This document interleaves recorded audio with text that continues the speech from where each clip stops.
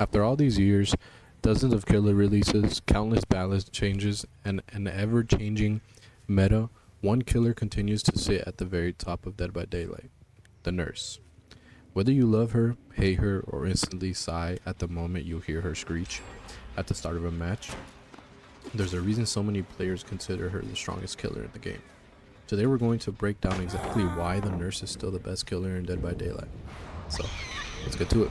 Alright, first off, the biggest reason nurse is so powerful is that she doesn't have to follow the same rules as every other killer.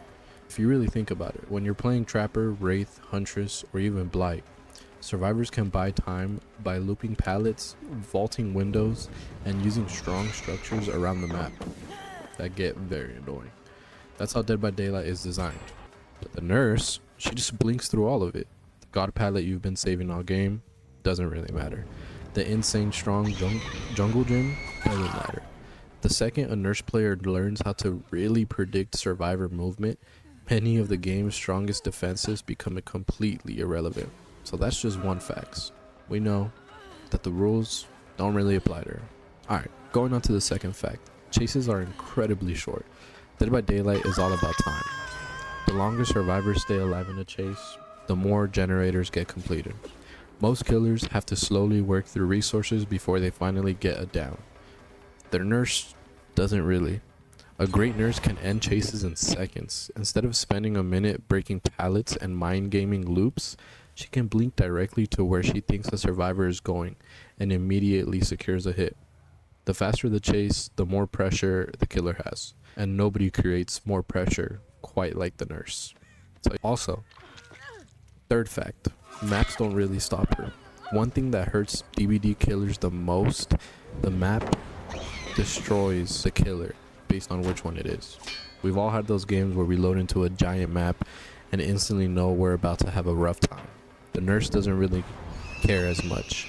Large maps, just blink. Multiple floors, just blink. Strong structures, blink. Her power allows her to ignore many of the obstacles that other killers have to spend valuable time dealing with.